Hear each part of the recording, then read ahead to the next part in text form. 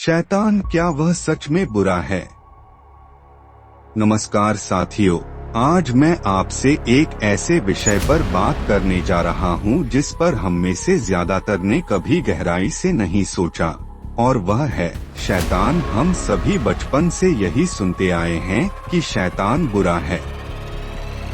वो पाप कराता है, लोगों को गुमराह करता है और हमेशा भगवान के खिलाफ खड़ा होता है। लेकिन क्या हमने कभी यह सोचने की कोशिश की है कि जो कुछ हमें बताया गया है, क्या वो पूरी सच्चाई है?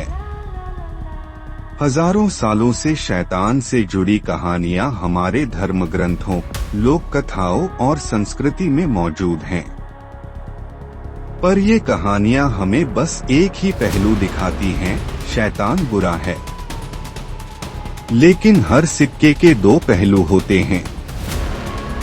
क्या आपने कभी सोचा है कि हो सकता है शैतान का दूसरा पहलू कुछ और हो? दोस्तों, क्या ये मुमकिन नहीं कि शैतान का काम ही बुराई को उजागर करना हो? हो सकता है वो जानबूझकर बुरे लोगों को बुरे रास्ते पर ले जाए ताकि उनका अंत निश्चित हो सके।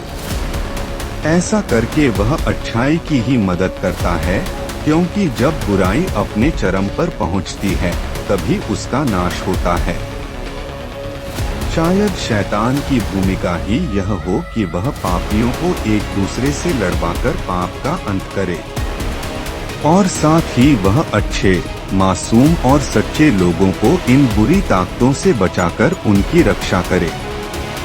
हम अक्सर चीजों को सिर्फ काले और सफेद रंगों में देखते हैं, अच्छाई और बुराई, भगवान और शैतान। पर सच्चाई ये है कि इस दुनिया में हर चीज का संतुलन बना रहता है।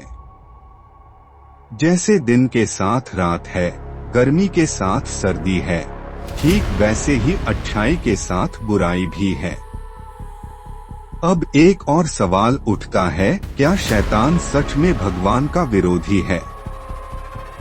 या फिर हो सकता है कि उसे भी भगवान ने ही एक काम सौंपा हो, एक कठिन लेकिन जरूरी काम।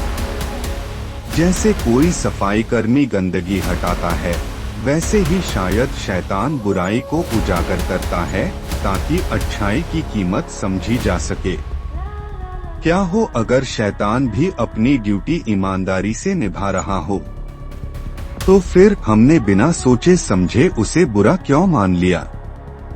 क्या सिर्फ इसलिए कि वो डरावना दिखता है या वो बातें करता है जो हमें पसंद नहीं आती? क्या सच्चाई की पहचान सिर्फ सुंदरता और मधुरता से होती है? दोस्तों, मैं यह नहीं कह रहा कि हमें शैतान की पूजा करनी चाहिए या बुरे कामों को सही ठहराना चाहिए।